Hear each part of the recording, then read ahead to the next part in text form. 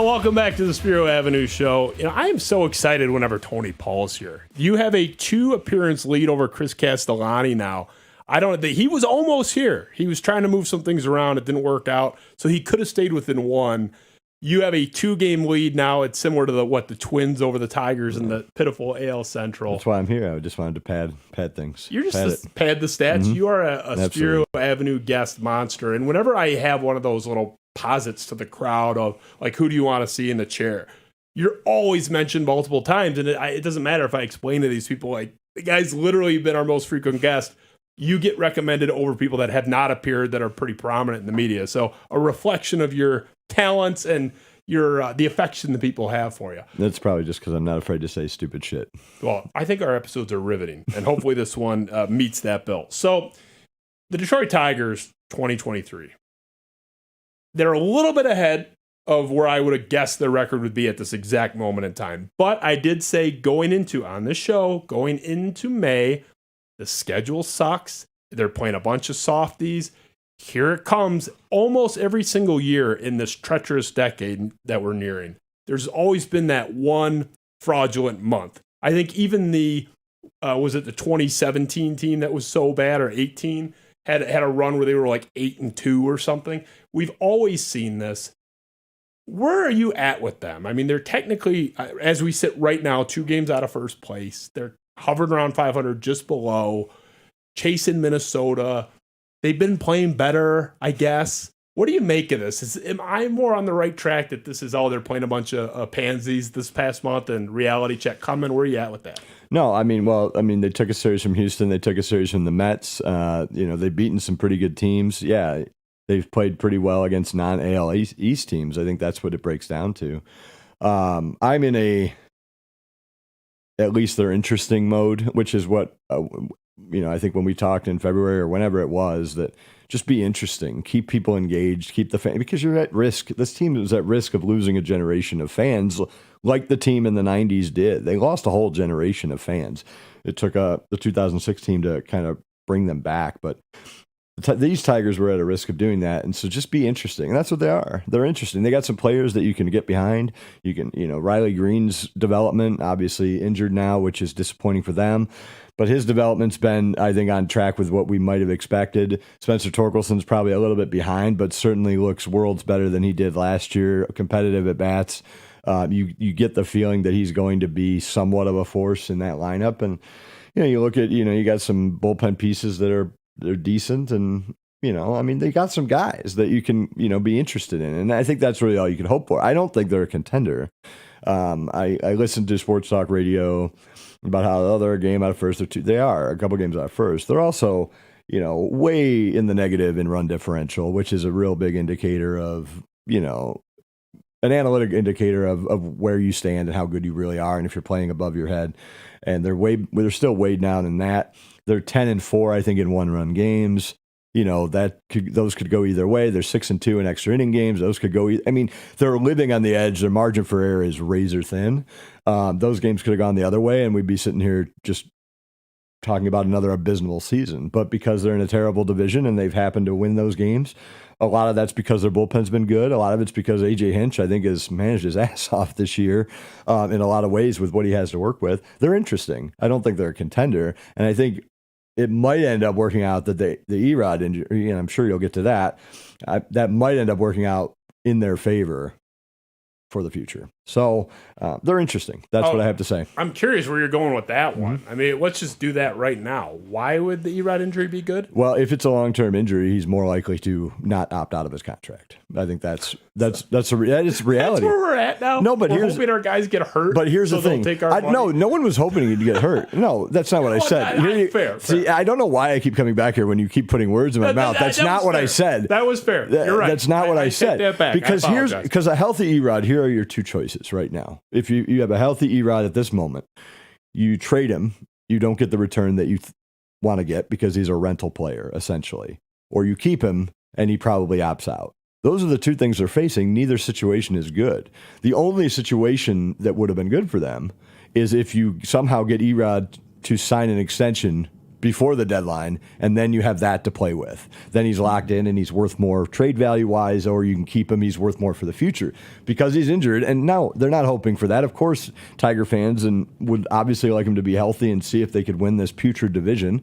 But now that he is injured, and it could take, some people say 6 weeks, maybe even longer, pushing right up against that deadline, if he stays, his value in the open market goes down. So there's a chance that he stays. So that's what I'm saying. I'm not saying you root for him to get injured, but the two situations they were facing with a healthy Erod, neither one of them were good. Yeah, that's fair. And I mischaracterized that. Not on purpose. I took it back and apologized. But I do believe you said that it might be a good thing or end up working out or something, which Correct. is, you're only a stone's throw away from saying it's, wanted it to happen. Not true. If something's good, I, in theory, want something good to happen. But neither here nor there, you're right.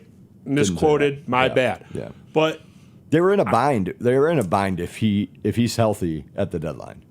It's a real bind. There's no bind. You trade his ass. Here's the caveat. You're not going to get much for him. Well, but I was just going to say, here's the caveat. Whenever you have these discussions as a fan, sports radio, columnist, reporter, doesn't matter.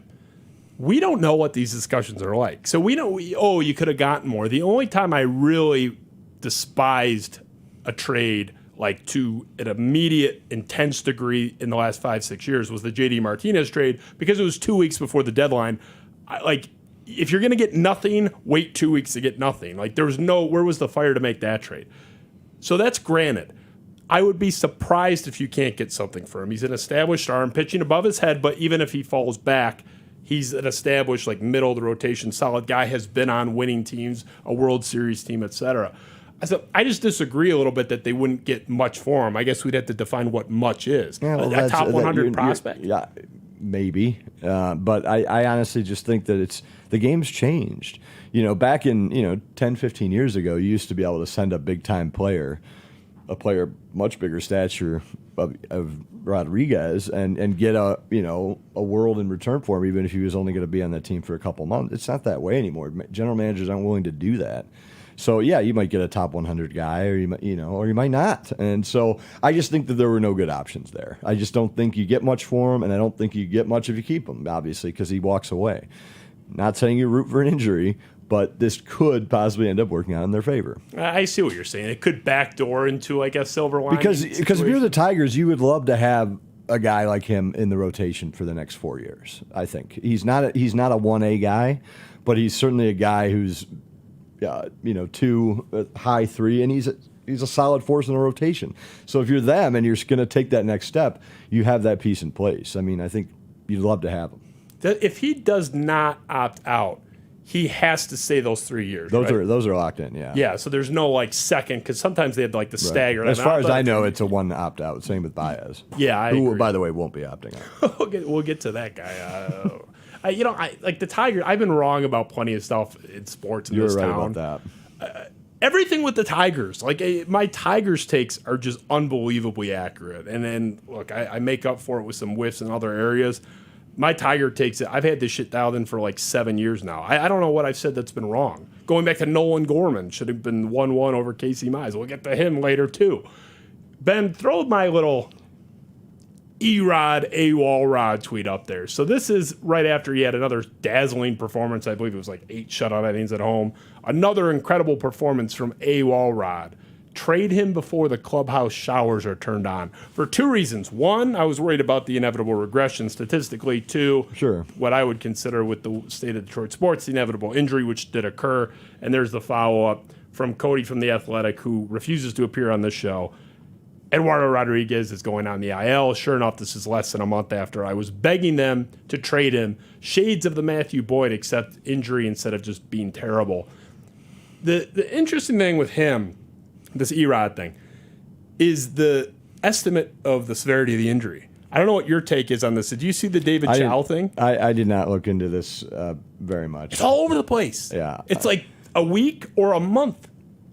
So I've heard, a few of the beat writers I saw said 6 weeks. So. I've seen that too. It's it could be. I seem to have seen most. But here's the reality. I think he's going to be out a while, and I don't think he's coming back in 10 days. Are you familiar with David Chow? the doctor. He was the longtime physician for the Chargers. I think he now works for Outkick, the Clay Travis thing. You're probably a big Clay Travis guy. Yeah. If you seem like an Outkick. If he's on Outkick, I probably haven't seen him. If Clay Travis saw your T-shirt, he'd have some problems. I'm guessing you did not get that from the Outkick store. I did not, no. No, I did not. So you did not get that shirt from Clay Travis.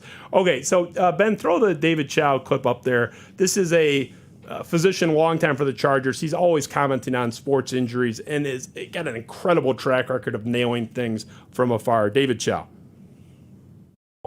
It's not a Tommy John, okay? It's not an ulnar collateral, but it's the index finger pitching hand. It's a rupture of one of the important pulleys that will affect his grip. This is a big deal.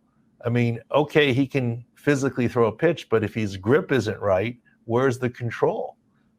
And he's not an overpowering pitcher. It's about control and precision. And so can he even get the job done, even if he were put out there? So suffice it to say, this is something for Tigers fans to watch very closely. A big deal, in our opinion. I mean, it sounds like the trade thing is pretty much closed, because even if he does make it back a couple weeks before, you're going to have the rehab start thing, and like the clock's going to run out on this. I would argue between that injury and even if he had just stayed healthy and sort of regressed to the mean, Zach McKinstry is like an 860 OPS. He's 400 on base percentage. He's been awesome, but he's a career Central nothing. Michigan. Chippewa. Yeah, I forgot he went to Central. That's why Chris is always bumping his gums about that guy. But he's like, what is he, like 28 years old with a 680 career OPS? Like, he's nothing. He's not going to be doing that shit. No, he's not going to have a 400 OPS or OBP. No. If he like from today on has a 730 OPS, I'd honestly be really surprised. You'd be thrilled. Like, I'd be really surprised. So he's going to fall off. Erod's gone. Riley Green, Lord knows, I think he's got that could last a while as well. I think he's got the Cade Cunningham thing, like the stress fracture. I wonder if he needs to eat some more meat too. I don't know what's going on, but the argument is you have the McKinstry, Green, and Erod are gone now. You mentioned the extra innings record 6-2. Mm-hmm. You mentioned the 1-run 10-4, or whatever it is. You mentioned the run differential. Mm-hmm. Couldn't I argue, and I will, that this season is going to cave in on itself. This team will end up 20 games or more under. This is going to be a complete disaster. And this is just going to be another one of those years where the team was terrible, 90-plus losses, but there was like a 30-week span where everyone talked themselves into having some fun.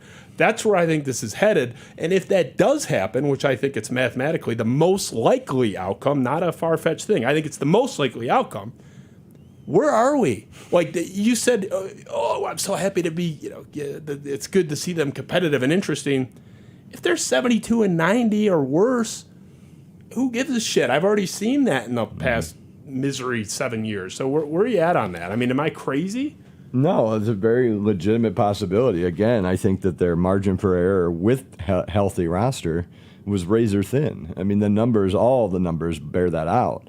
So it's a very good chance things cave in on you. You are protected a little bit by the fact it is a god-awful Central Division. Here's the thing. When the Tigers were rolling in that period, it was a good Central Division. At different points, the White Sox were really good, and the Tigers, or the Indians and the Tigers, or the Royals even. If you go back, it was never one of the best two divisions at any point. Oh, I disagree. I think there were a couple of years where it was. No. If you go back and look at a few of those years where the White Sox and Tigers were battling down the stretch, or the Indians, and they were 90 I didn't wins say it was plus. The worst division. No, it was never one of the two best divisions in that run. I disagree. I think you go back and look, but regardless of that. It's a god-awful division, and so there's your only little sliver of hope. Do they have enough on the roster? I don't think they did when they were healthy. I think that it was going to regress. I think would be a natural regression, and certainly now with these injuries, and Matt Vierling. Don't forget Matt Vierling. With these injuries, says nobody. But I think that's very likely to happen. But again, I think you still see some pieces that project toward being part of your future, which I don't think you saw at all or very little the last 5-7 years. I just feel like that's and again, it's Scott Harris's first year to evaluate this stuff, and you're going to see a very different roster next year. Oh, you think they're doing massive overhauls? Oh, absolutely. absolutely. Like the stopgap shit, because Avila had massive overalls, but it was Tyson Ross and Matt Moore on 1-year flyer deals. Like, is that the kind of shit you're talking about? Or are you talking about real moves? No, I'm not talking about that. I think you'll see better moves from Scott Harris. Like, how about free agent activity? Is that? Yeah, I mean, they're going to spend. They're going to spend money. I mean, I think that that's going to be the case. But they can't spend money on everything. It's going to be, you're going to have to get some of these pieces from within, and you're going to have to finally start seeing something from this farm system. I think you've seen it from Riley Green. I still believe in Torkelson. And some of these young arms that you're seeing in the bullpen, I think are promising. You know, I'd like to wait to answer that question of what the offseason looks like until you know anything about Casey Mize, until you see anything from Tariq Skubal, until you see Matt Manning pitch again. I mean, you look at it, I mean, you know, Mize, Turnbull, Skubal, Manning. I mean, these were your guys, you know, and they're all hurt. They've all spent massive time on the IL. So, I'd like to see some of that before you make full decisions. But I think you're going to see some significant moves. I mean, when Cabrera's $32 million comes off the books at the end of the season or sooner, you know, they're going to have the money to play with. They don't even have to spend $200 million to spend a lot of money. I mean, they're going to have so much money available off the books that they can spend $100 million easily this offseason if they wanted to. And I think they could. I'm already dreading Chris Ilitch is spending big, and they're just spending back up to like replenishing the Cabrera salary mark, and they come in at like 18th or 19th. You're never going to see them again. We've talked about this over and over. You're never going to see them spend $200 million. I didn't ask that. But I think you will see them spend, you know, you'll get up to the $120 million payroll. And I think that's where they're going to be comfortable with. And that's a lot of money to be able to spend this offseason if they want to. Yeah. I mean, I think we're definitely going to have you back like end of the year kind of hot stove. We can go over the free agent list. I haven't looked at it other than Ohtani. Could you imagine? Hey, I mean, that would shut us up for a long time. It would fill two needs, right? I would shut the hell up for like at least a couple of weeks on this Chris Ilitch. That would be unbelievable. So let's pivot to Torkelson. It's been a better couple of weeks, but overall, big picture, sorry, but you take a first baseman. I don't care that they call him as a third baseman. You take a first baseman 1-1 for the first time in 20 years. You need a little bit more. I need a little bit more. Ben, can you throw up the Torkelson stat graphic with where we're at with him? So, I mean, obviously, this does not capture the fact that his past 2 weeks at OPS jumps up. I think it's like 770, 780. Not world beating, but he has been better. But if I'm taking a first baseman first overall, and I'm not criticizing the pick, that was the right move at the time, and that was the consensus number one pick. But I got to see more than this. The guy's 24? I mean, he's not 21. This guy has not been what he needs to be. And even if you say, he's really turned it on, if he's a 780 OPS guy, that's not what he's supposed to be either. I can sign that for $6 million in free agency. There's 100 of those guys every year.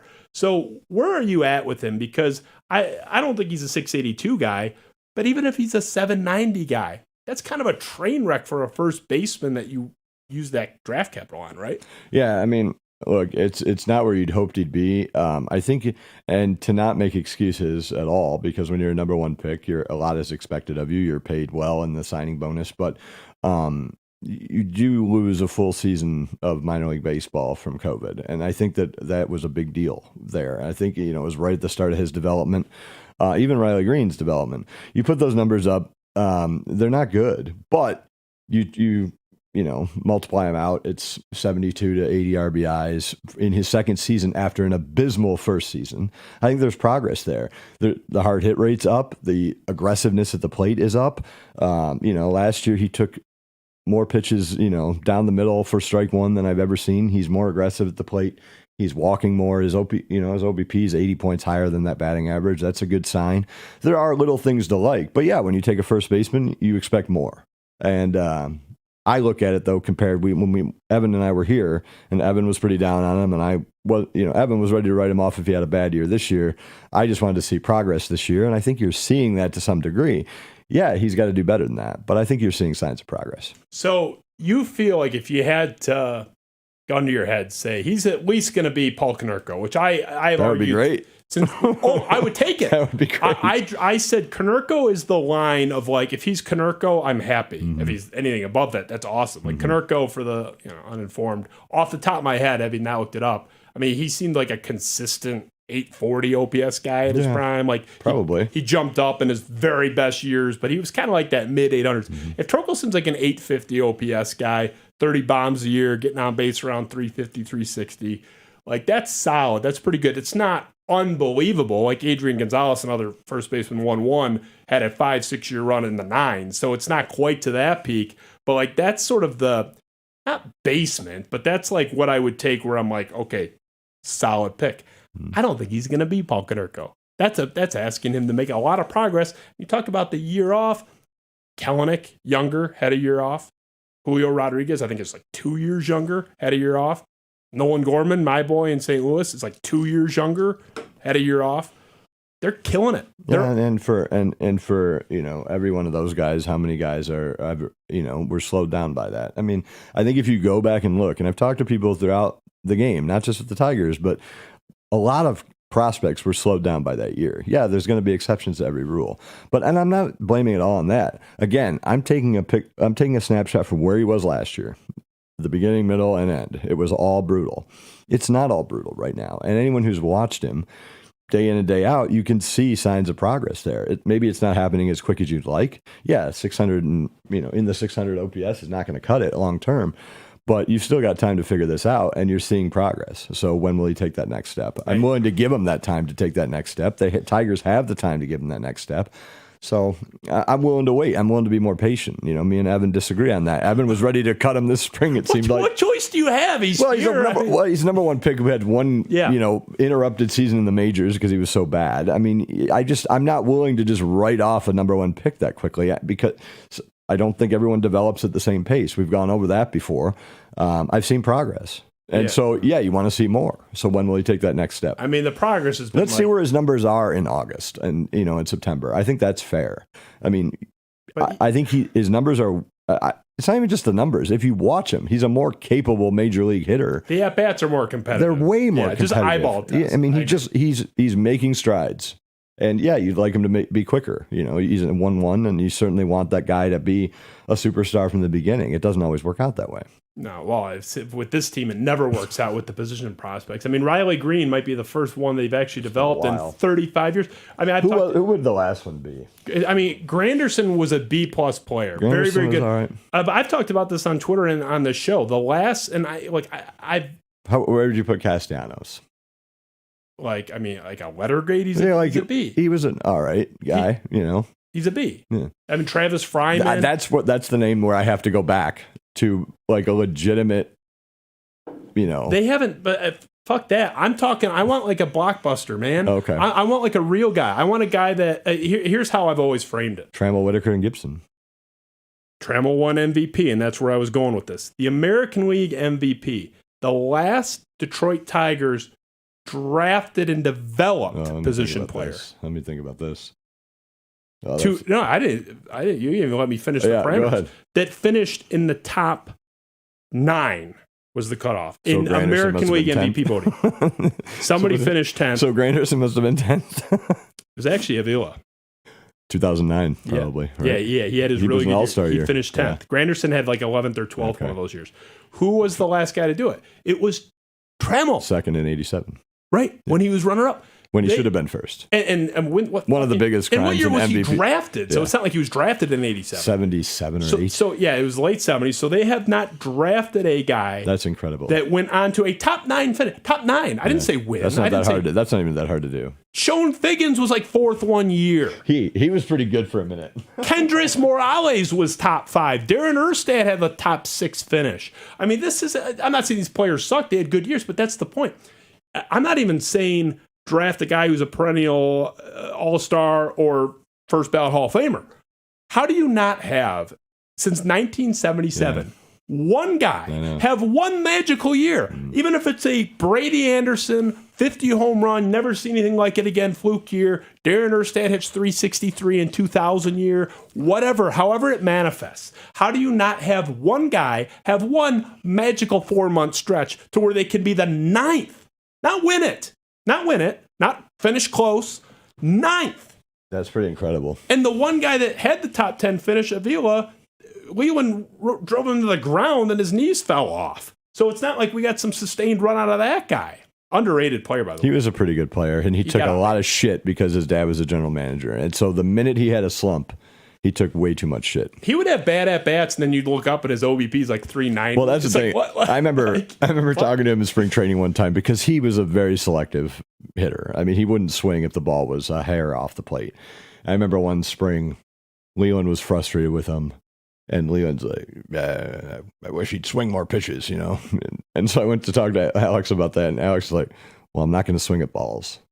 And I just was like, what an idea. And wasn't that reminds me of like the David Price thing about like I can't remember what was his quote about. The David Price one was, when he came to the Tigers, he tried that new philosophy he had come up with that the writers were writing about, where he wanted to get a batter out in 3 pitches or less. No matter what, 3 pitches or less, that's it. But it came to the point where he got beat around a little bit because he was like going by that philosophy. So if he got 2 balls on a guy, it was like he was throwing way too many good hittable strikes. And I remember asking Osmus, do you think he throws too many strikes? And Osmus is like, yeah. And David Price did not agree with my premise. And we didn't have many conversations after that. Yeah, it wasn't. Did he have some line about like, what do you want me to do? Throw balls or something? I can't remember. But he didn't like my premise. I wasn't saying, throw more pitches right down the middle. My point was that he was nibbling too much almost. And then when it got to 2 balls, it was, he used that 3-strike philosophy or 3-pitch philosophy. And I just was asking a question. You can't force these ratios. Like Mike Tice with the Randy ratio and the Vikings, like we're going to throw him the ball 40% of the time. It's like, you can't do this shit. No, but I still remember we were in Dunedin when I asked Alex Avila that. And he's like, well, what do you want me to do? Swing at balls. I'm like, that's a fair point. Avila is one of those where I'm like, man, I look back at his stats. I'm like, why did I fucking hate this guy so much? I mean, I didn't hate him, but he did have at-bats that he would look really ugly up there, and you would want him to swing, but I'm sorry. Like, where can I sign up for a catcher at his peak that has a near 400 OBP and he's batting in the bottom third of my lineup? And by the way, I would cry for that. By the way, a pretty good defensive catcher too. So yeah, he was a solid player, but I will just argue that he took a lot of shit because when he would slump, the fans turned on him because of his dad. I think that's why he took a lot of shit. I think that's why a lot of people didn't like him. But button on this thing. How do you go almost 50 years without drafting? I don't know. 9th. Just 9th. Yeah. Like, can I get in the single digit? How do you not have one guy have one magical run? Just one. Mm-hmm. It can be a fluke. Like maybe Chris Shelton stays hot a little bit longer. I don't know. And the crazy thing is that they haven't even drafted a lot. They haven't even drafted guys who they've traded and have gone on to be MVPs. It's like they just haven't drafted these guys. It's incredible. I don't know how you don't stumble in the and the crazy thing is that in the history of the Tigers, most people would argue that the stars in the franchise history have been hitters over pitchers. Yeah. And yet they've probably drafted more lights out pitchers. Yeah, you're going into the first 70 years over the last 50. And then during their heyday, they had some of the best hitters in the game who were acquired via trades. So yeah. I don't know. I think it's depressing. Casey Mize, I want to get to that. Casey Mize. Look, the Casey Mize thing, another one of those where even though I openly in real time said I like Nolan Gorman more as a prospect, I thought Mize had really solid third starter John Lieber of the Cubs early 2000s kind of vibe. Like he'll be good, but not great. I didn't see him as an ace. I love Nolan Gorman. Even I said, as the Nolan Gorman guy, you got to take Casey Mize. Like it's just it's something like the college. Right? Keith Law said at the time that his splitter was the best individual pitch of the last 3 drafts, just the pitch itself. I begrudgingly, even I admitted you had to take him. By the time he's on the mound again, he's going to be either 27 or about to turn 27 years old. He's already kind of old for a quote-unquote prospect. We have very little in the way of innings from this guy. He's under 200 innings. Even if he salvages this a little bit, it's kind of a bust, right? I mean, it's getting to that point. We're there. Yeah, it's getting to that point. Now, again, I'd like to see him come back and pitch and see what he has. But yeah, when you start pushing the late 20s, it's tough to consider you a prospect. And I'm not quite there yet because, again, I just like to see him pitch again. You know, it's been so long since we've seen him pitch. I'd like to see him pitch before I say that, but he's getting dangerously close to that territory. And he wasn't missing a ton of bats anyway. It was a lot of pitch to contact, like major league pitcher. He had his days, but you're right. You're right. The strikeout ratio was. Yeah. I don't know that you ever saw him do what Alex Faedo did 2 starts ago with the 10 strikeouts and 3 hits or whatever. Not that I remember. And and stunning that we saw it from Faedo, but I don't think we saw that from Mize. You're right. But the splitter was better at Auburn. You pull up the Auburn, like, can I just get that guy back? And that pitch does not. I mean, it was nasty, man. Yeah. I don't know. Like, can we figure out what's going on with it? Like before he got hurt, like where did that go? I'm not burying him as being a functional major league pitcher, but again, you draft the guy 1-1. Like, how many of these guys are we going to say, oh, it's a crapshoot? Like, can I get 1 star with the first overall pick at some point? Yeah, with all these Tiger pitchers, you have to wonder what system the Tigers had in place as far as biomechanics, all that stuff. I mean, because all these guys went down with some significant injury. And I'll be interested to see, because Scott Harris has talked about that, the medicine and all that stuff. I'm not smart. I sucked at science in college and high school. I don't know anything about it, but that's been a point of emphasis. I'll be really interested to see where this thing goes in the future, because there were way too many injuries to way too many top pitching prospects all at the same time that you had to wonder what was going on in the Tiger system. Who's the most cursed organization with pitching injuries by far? It's not even close. I mean, Tampa Bay Rays. Yeah. First place in baseball. I mean, it's to me objective. Shane Baz, Brent Honeywell, Chirinos, Glasnow multiple times. I mean, what's his nuts? Springs this year.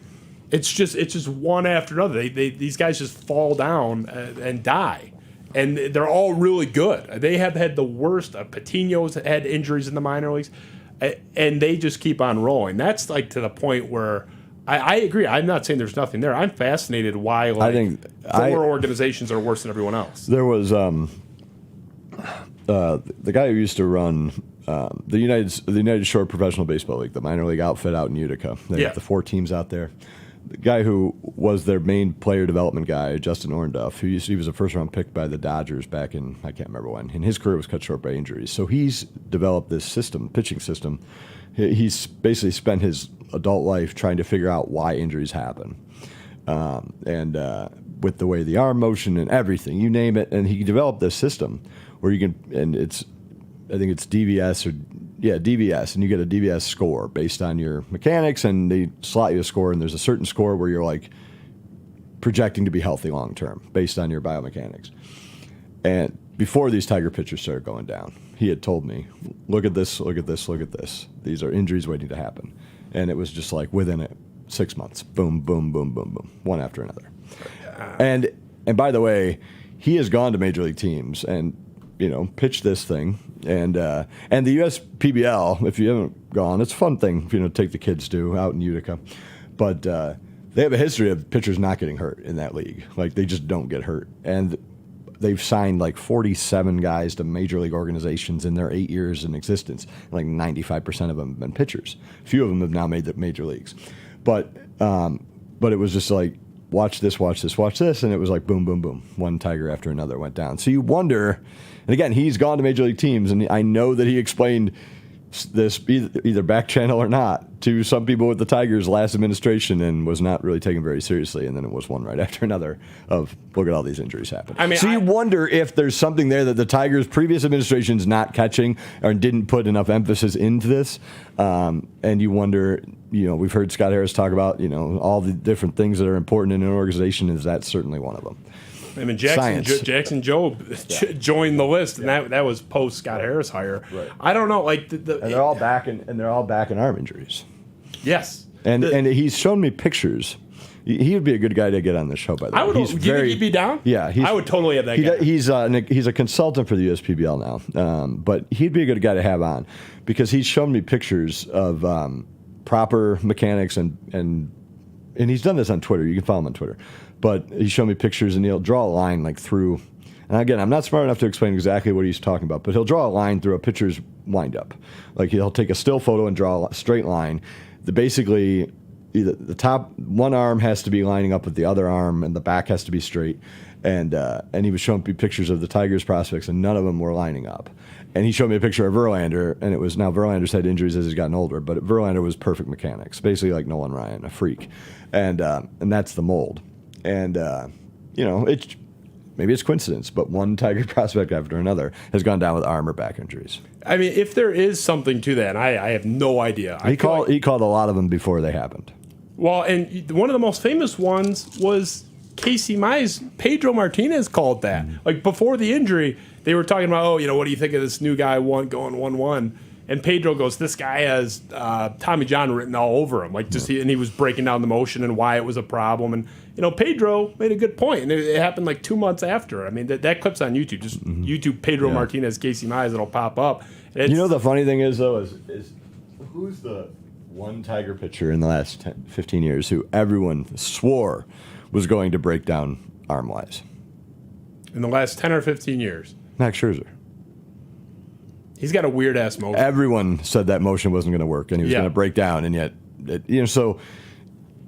it depends on the person, too. But for the most part, there are right ways and wrong ways to throw a baseball. I'm fascinated by that. If there is somebody that, whether it's your acquaintance there, look him up on Twitter. He has still photos where he breaks Justin Orndorff. He was a former first-round pick by the Dodgers. Just text me his at. Look him up. Justin Smith. I'm gonna fuck up that name. Yeah. I mean, but if someone actually does crack the code and reduces pitcher injuries even by like 20%. Give that guy like a $15 million salary. Like, what is that guy? You can't pay that guy enough. If you're Tampa and I can have Glass now and Springs and all these guys not die on the field, what is that worth? You can't even quantify it. I mean, the guy could be worth $50 million in production. And just you look at what these guys' valuations would be on the free agent market and the games lost. If someone does crack that code, that'll be. He's like I said, Justin Orndorff. He was a former first-round pick by the Dodgers, and his career was cut short by arm injuries.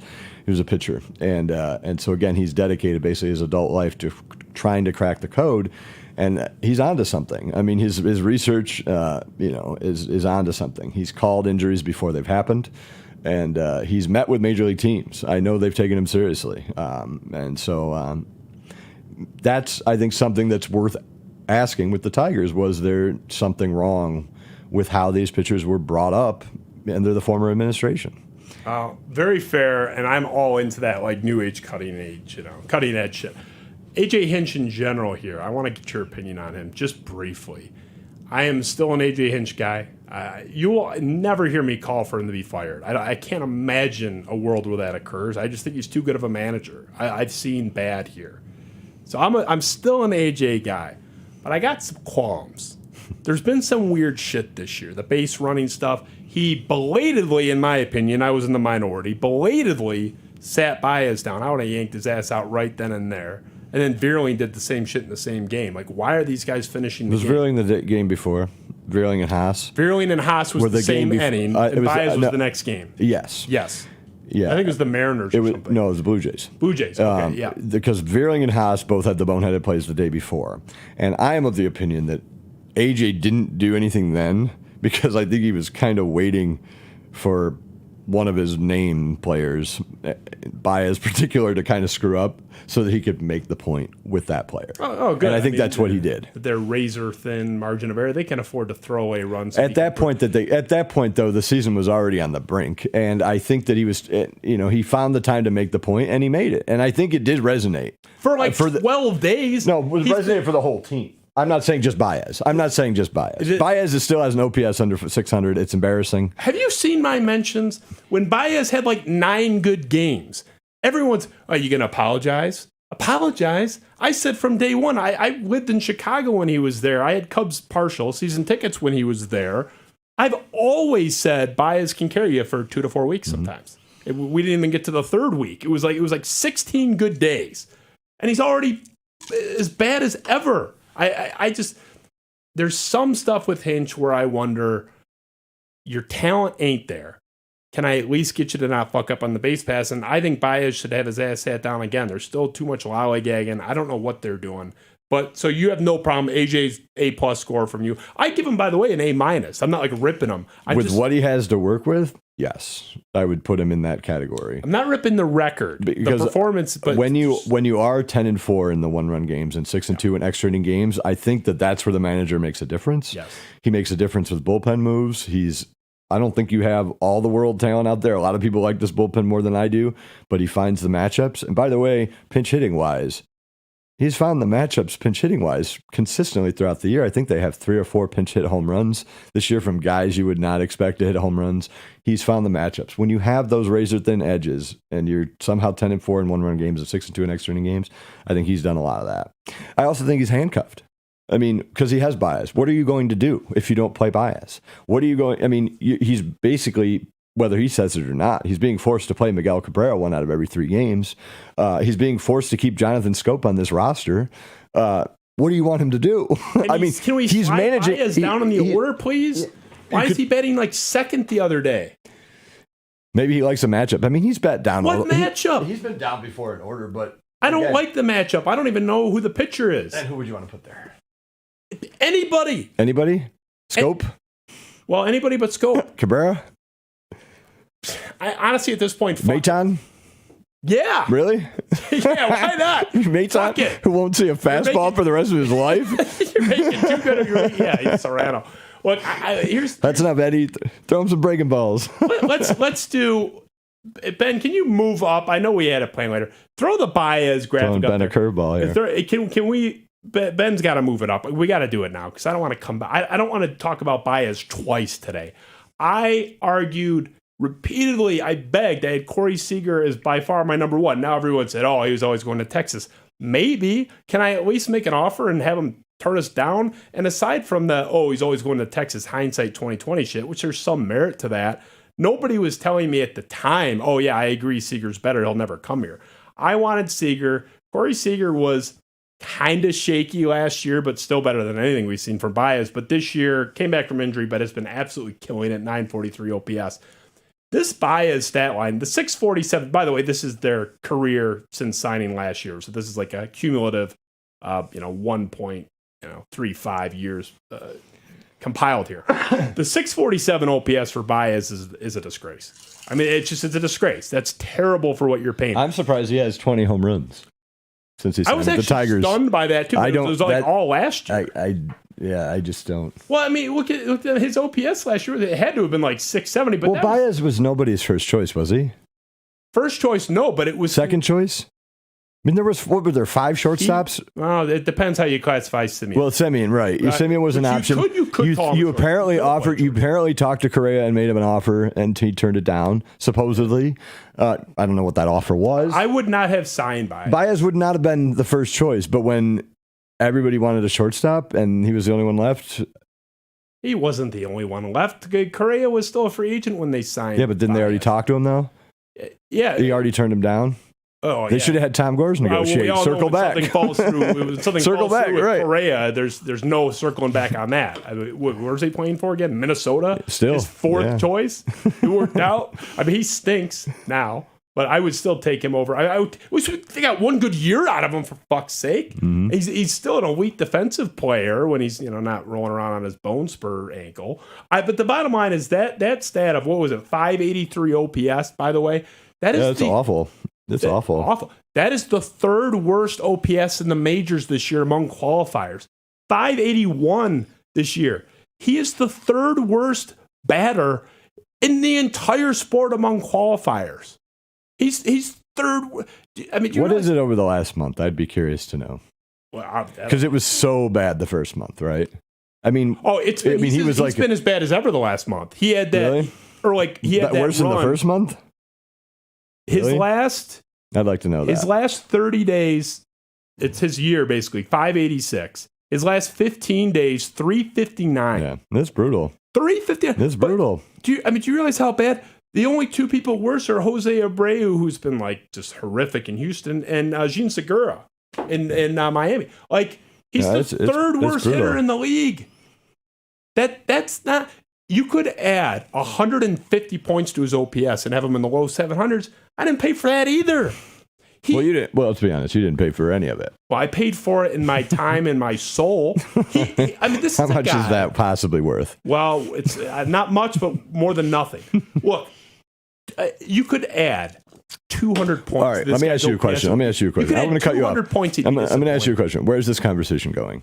What do you want to do? What do you want to do? We know that you wanted Corey Seager. We all wanted somebody other than Javi Baez.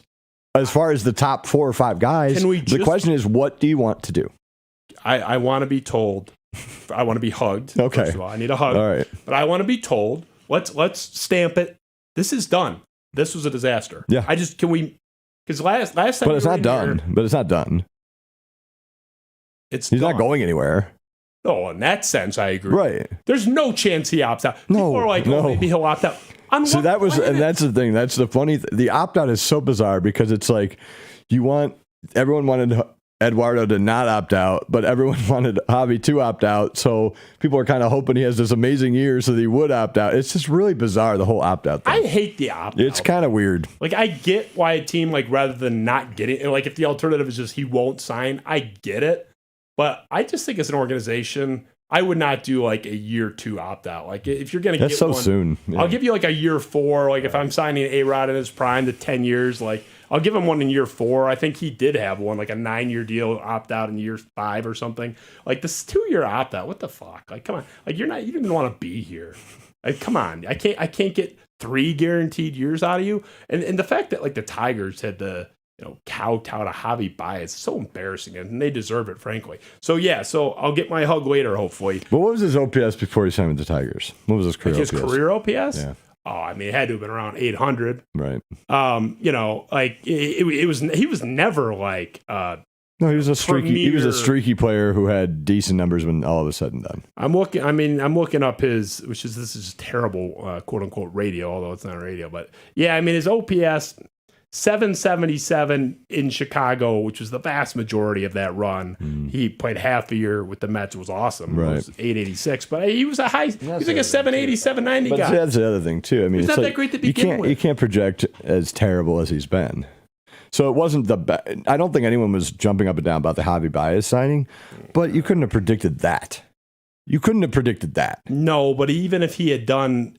First of all, I think here's an interesting stat, by the way. During his quote good run after he was benched in Toronto, when he came to life and all of a sudden became a player who cared, great magical. He had the first 5-game stretch of his career without a strikeout.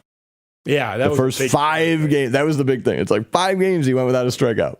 I'm getting fed up. I'm tired of being right, man. Like, I'm tired of it. I pat you on the back, but your hand's in the way. Your boy. There. Your boy Trump, man. It's like, I'm so sick of winning. I'm so sick of being right because it's a disaster. You were right. You were right that it wasn't the best signing, and I think you had a lot of people agree with you. But again, you can't predict a 580 OPS from a guy who was 770. You just can't project that. No, but he's not been hurt. Like, I mean, other than a couple of fluke finger injuries or whatever. Problem? I don't get it. I don't get it. But it's been like that, like with guys that have come to the Tigers in the last 10 years. It's like it's been awful. I'm so tired of it. Okay, it's brutal. It's been a frustrating. What has it been now? 10 years this year, really. 2014 they made the playoffs, but I hardly count that because you already knew it was over. Yeah. I thought JD Martinez hit that ball out. And again, I still argue not that I argued at the time, but if you look back on it, if this Tiger team had Verlander, Scherzer, JD Martinez, Nick Castellanos, it would be a good team. That was one of the best. They could have done nothing. They could have done nothing and filled in with and still been good. It wasn't like it's like at the time we were all kind of led to believe, the end is near. These guys are going to. I was on board with the teardown. Everyone was, but here they are. Here they are, all these years later, and they're still. JD Martinez is hot as shit in LA right now. I mean, it's like all these guys. It's just. They could have just done nothing. Nothing. Yeah. That was the best Tony Paul take. Like, just do nothing. Do nothing. That teardown and rebuild. Like, turns out we could have. We'll get them next year. Right. They would have been fine. Right. I mean, who knows if Verlander actually has the Houston renaissance because he was kind of half cooked, and then Houston did their Houston stuff. Well, that was and again, there's other indictments on the previous administration. They could talk about they were into the analytics or whatever. Okay, they hired a couple analytics guys because Dave Dombrowski had nobody. So you hired a couple guys who, whatever. There's a new era of baseball, and the Tigers are just now really catching up. Yeah, I think you're going to see that with Scott Harris. And by the way, I think we were told that with Avila, which you just said, but yeah, go ahead. Sorry. Yeah, but I think that this is okay. Scott Harris could end up being a total bust. I don't think he will. I like Scott Harris. I don't think he will. I'm not saying that these moves are all worldly, whatever, but you've seen him plug and work with what he has to work with right now and find some guys and, see some value in guys that Avila might not have, probably would not have. And you're starting to see that. It'll be interesting to see where he sees the value on the free agent market. And you're going to see that this offseason. Speaking of conundrums, Miguel Cabrera. Look, oh, boy. It is with full... I got to go. It is with full reverence and respect. I'm sorry. This thing is so beyond done. I was frustrated last year when this kept coming up. Wojo was saying the magical year was the exact quote. It was the magical year. The guy had like a 728 OPS. The magical year of Miguel Cabrera. And, of course, that number tanked. He had a 720 OPS last year? No. Oh. When Wojo tweeted that. like in May? Like when there was a point like where it was like 738. He was hitting like 300 with all singles or whatever. Yeah, there was a point where it was like in the low 730s or something like that, or for like a couple of days. It was early. And then it was whatever. It was like it was never going to last. His 2023 line is horrifying. I mean, a 511 OPS. He's completely overmatched. Lord knows there's no speed or defense there. Doesn't this whole thing, doesn't playing this guy, even in the limited amount that he's playing, betray this whole notion of we're trying to contend and be interesting and turn the corner and we gotta scrape and the margin for error is so small. Like, doesn't this whole Cabrera thing betray this notion? He can't be out there. He can be out there if the team is fucking terrible, if they're beyond awful and there's no hope and whatever. They're not beyond terrible. They're an okay team right now. Again, razor thin margins, but the reality is they're 2 games under 500, I think, right? 2 games out of first place. Yes. Here we are in June. Okay, that's always the barometer. Everyone says, well, let's see where they are on June 1st, Memorial Day, whatever, or 40 games or whatever. Well, they're there. I mean, the division sucks, so they're there. From that standpoint, now it's time to sit down and make a hard decision if you're the Tigers. And it is a hard decision from ownership standpoint. I'm certain of it. It's rough to watch. I mean, I was listening to Jim Costa 97.1, who I like. And he was talking about Miguel last week. I was driving up north, and it was a depressing drive because he was putting these numbers out there. And he said, factoring in all the analytics and whatever, and some formula, that Miguel was the 1,104th ranked best player in baseball this year, out of 1,106. This was the number that Costa put out there, and he explained where the numbers came from, and I don't remember exactly, but it was factoring in everything. Miguel Cabrera. Look, the last 7 years have been awful, but the last 2, if the team is serious about, all right, we have a record that puts us in position to win. I mean, it's going to become time to make that decision, and it's not a Scott Harris decision. It's not an AJ Hinch decision. It's got to be Chris Ilitch who gives the okay to here's your $32 million. We appreciate everything you've done. We'll retire your jersey next April. We look forward to you being around the ballpark and being around the team for years to come. But it's time to make that decision. I mean, he's not a capable major league ball player, and it's sad. And I was worried that this is exactly what was going to happen this year because we remember what Miguel was like when he was Miguel, and it was some of the best baseball. I mean, we're fortunate. It was some of the best baseball we've seen in Detroit ever, and every night for several years. And to see what it's become it sucks. It's sad. But you are running a baseball team. You are trying to win, and you, according to the numbers, are in position to be competitive in your division. At some point, you got to make that decision. And if you're not there with those numbers, I don't know when you're going to get there. You've been around this guy, Cabrera, reported on him, been in his personal space when he's in his underwear in the locker room. So like, you know the guy. Mm-hmm. You've covered the guy for years. So even if you don't have inside knowledge on this, what's your read on it? Because my take is from afar, not having reported on him, I don't think he'd be disagreeable to the notion of like, hey, here's your money, see you later. He seems like pretty self-aware about where he's at. I don't think he would be mad. I like that to me would be the one. Like if he really was adamant, I want to finish this year out. I wouldn't play him hardly at all, but even I would say like, okay, he's that. What are you really squandering here? But if he was open, which again was my opinion, if they were terrible, right? Who But cares? it goes back to the whole: are they betraying this whole? But if you're we're 2 games interested. under 500 on June 1st and 2 games out of first, whether I think you're a contender or not, because you talk about it on the sports talk radio, like they're right there, like it's 2009 and it's game 163 with this team. I don't agree with that. I don't think this team is a contender, but the standings say you are right now. And so that's where, if you're terrible, I don't have a problem with him being on the roster. But how can you justify it? If you're trying to tell your fans, look at us. But the thing is, and here's the other thing, they marketed this season around Miguel. I mean, everything about the ballpark is all about Miguel. They're gonna have Miguel bobbleheads and Miguel giveaways, and it's but it's like no one will even notice. No one cares. I would agree with you, except that Nobody gives a shit about. I would agree that many fans are over it at this point. This is not Derek Jeter.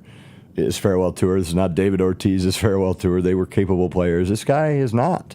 I mean, he had 3 hits the other day, which was astounding, but no home runs, no extra base power, nothing. It's sad what it's become. But if you're trying to tell your fans that, I heard AJ Hinch on the radio the other day saying, "Oh, it's great to see the fans behind us now that we're starting to win some games." And well, so you have to make some moves that are maybe tough decisions from a higher up standpoint, but make some moves that demonstrate to your fans that this is what you want to do, that you're going to try for it this year. It's time and to move on. I agree. And it sucks because, again, I like Miguel. I've written some stuff that Miguel didn't like, over the years about, things that he, mistakes he made in his life. And, but I like him as a person. I think he's grown a lot. I think the players like him. I think he's a good influence in the clubhouse, but that's not enough anymore. What's his legacy here? We know he's done as a player. I don't think they're winning the World Series this year. I mean, are you left wanting a little bit that they never got it done? Obviously, he won one with Florida, but I'm left a little wanting. Incredible legacy. Yeah, but I wouldn't pin that on him at all. It was because Dave Dombrowski couldn't build a bullpen. Then he goes to elsewhere and builds a bullpen. But I mean. There's some bad stuff there, though. They would have made the playoffs as a pretty good team with a chance to make a run, but he was out. 2009 was drinking bad. with his buddies. For that was bad, and there was 163. some serious immaturity, and it happened again. He made some mistakes, no question about it. But he could put from 2000 and really from 2011, 12, 13. I mean, we've never seen a player that good in a Tiger uniform. The production's beyond reproach. He put that team on his back, and he was, I think, I don't know the numbers, but a good performer in the postseason. And he's not the reason they didn't win a World Series. He might have been the reason they didn't make the playoffs in 2009. That's fair. That's fair. Do you remember? Also Jim Leon also didn't pitch Porcello that one game when he thought that he had the division won in 2009, and then they blew the division. Jim Leland deserves some blame for that too. Brandon Ainge was hit by the pitch. He was hit by the pitch. It's another. And the stupid Metrodome does Metrodome things. The stupid carpet that they used to play on. I mean, Didn't Don Kelly miss a ball though? Did he? I don't remember if it was that game.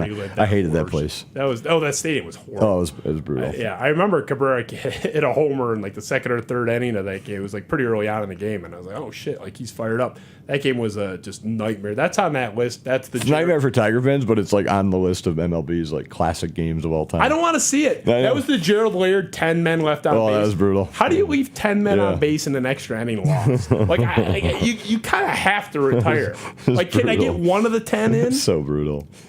Can you strand only 9 of the 10 and I can go to the playoffs, please? There were so many things about that game. Unforgivable. But do you remember what Octavio Dotel, name, said about the culture of that clubhouse? I don't remember. He was here for like 5 minutes, but it's the forgotten story. Was that 2009? Man, I'm not even going to I wanna try say it to was guess. after. I wanna say it was I after. think it was in that range. Yeah, But I mean, it was he when they were only here a year. it was in their contending years. Yeah, he but was a he big had, acquisition at the time. Well, yeah. I mean, I'm looking it up now, which is again, it's gonna bother me. But I hope that it's on his pages. He's got a Tigers logo. Yeah, so that was like 12 or 13 that he was there. He wasn't very good, was he? In 12 he was, in 13 he wasn't. Okay. He had like 4 innings. But I mean, he wasn't great, but that World Series team, 58 innings, 357. Like, he was solid. He's a legitimate member of the bullpen. But he had and this is a total paraphrase, but he came out, and I think it was after the 2012 World Series or during it when they were down 3-0 or somewhere in there. You can look it up. But the quote was basically, there's a clubhouse issue here. And he had just come from St. Louis. He had been, around like a really good organization, and he, in so many words, said, "It's a little too."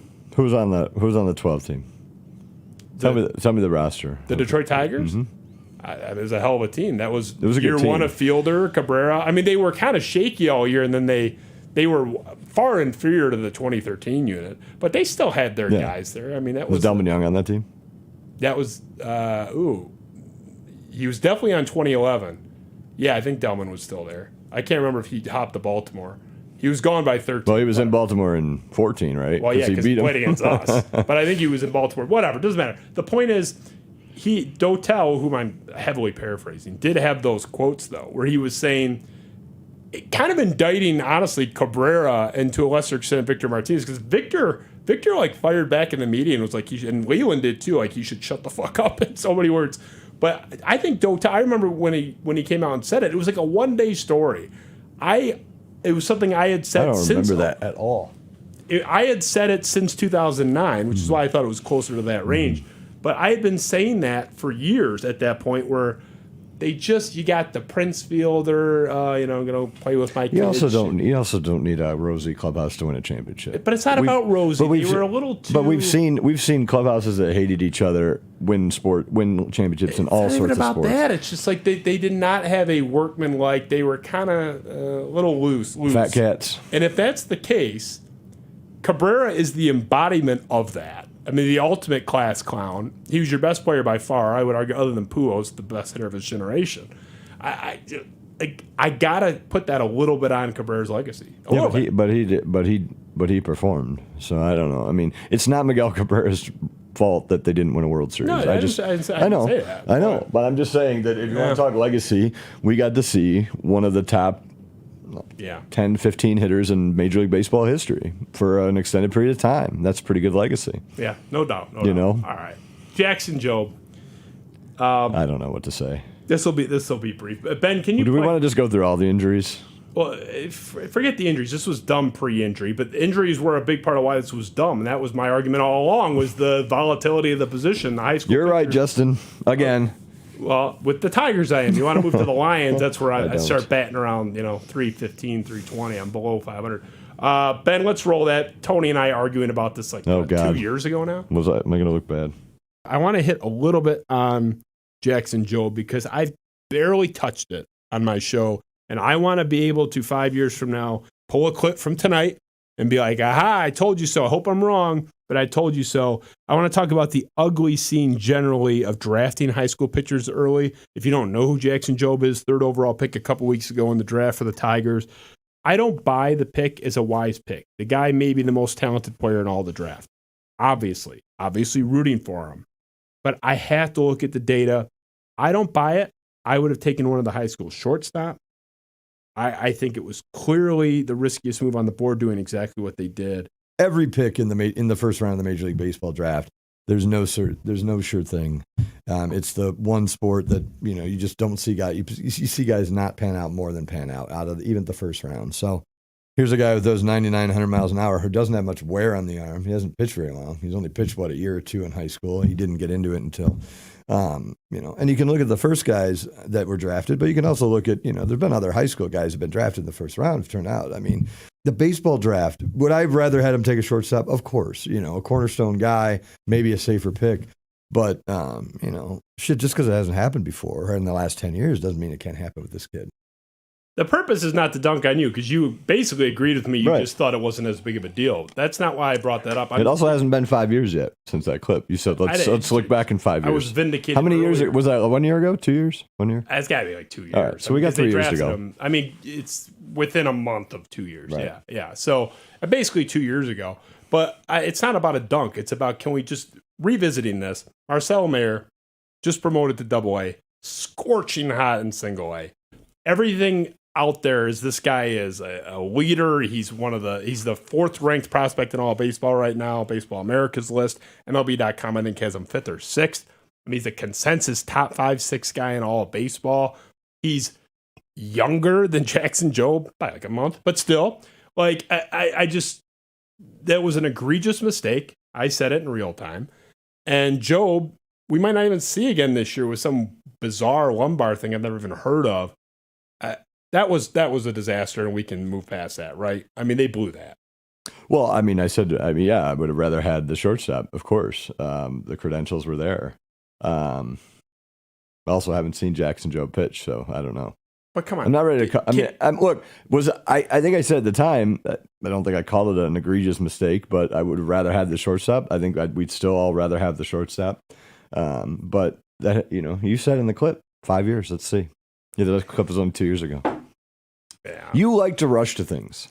I've been right about everything with them. I mean, you have been right about a lot of things. The District Detroit, I said that was never happening. Hey, they got their tax money now. They got another one. It's coming. I feel like every 6 months, someone DMs me something or at one point, don't you stop fooling mom and dad when you keep going back to them for money for that you're going to turn things around, and eventually don't they say no? I'm surprised the city council even makes them ask. I would just put out the briefcase and say, Chris, come on, whenever you need anything, come on in. I love how now that you go downtown and they have those little banners on the signposts, like the District Detroit banners on the street posts. How about the banners on the fences? But they seem to be getting be extending those banners into downtown Detroit, where there were already buildings.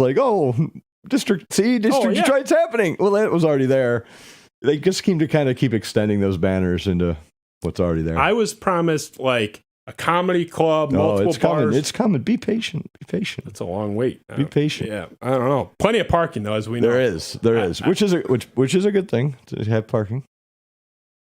The fact that they went in front of that, it was a bad move. It was a bad draft. But how are they still? It was a bad. No, it was a bad draft. You were getting me down the District. No, the District Detroit. I am not smart enough to understand how these tax credits work, though.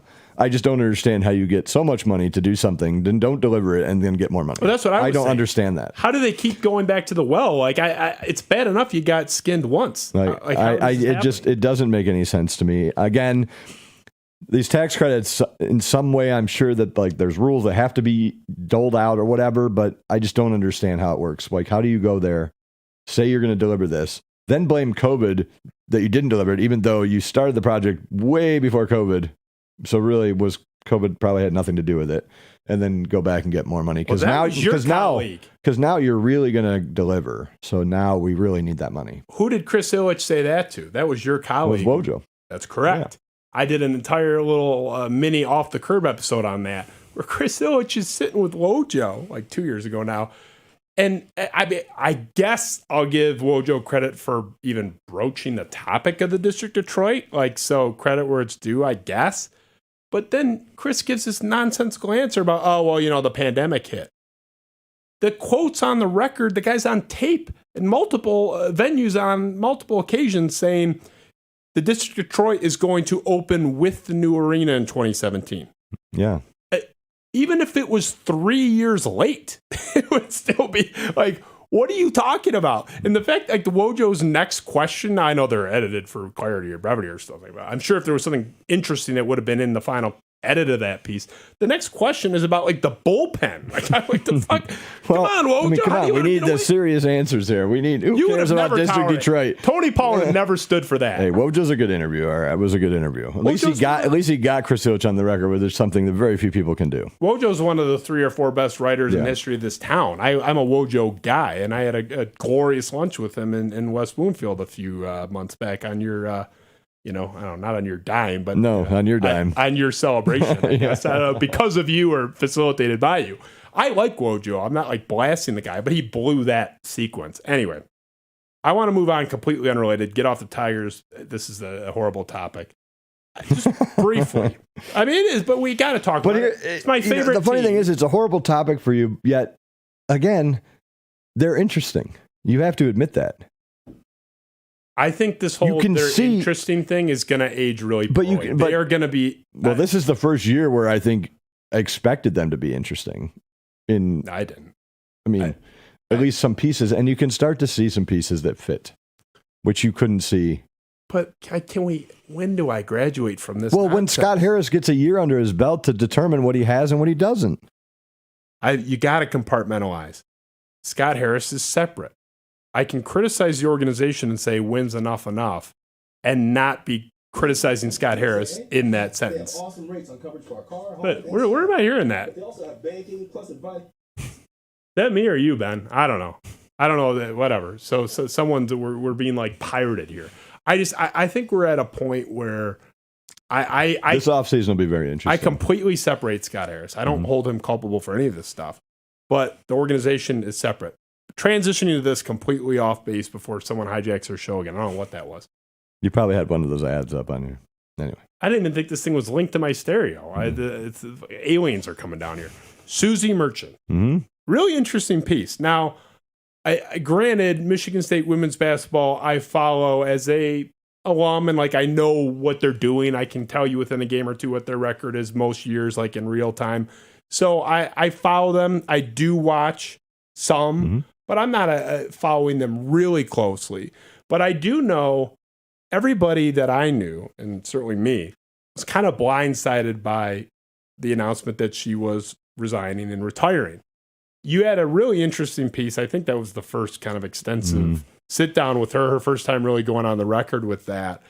Like, what happened there? Did she had this accident and that's all because of this? Or what? Just kind of take us through, why is Susie Merchant no longer the coach at Michigan State?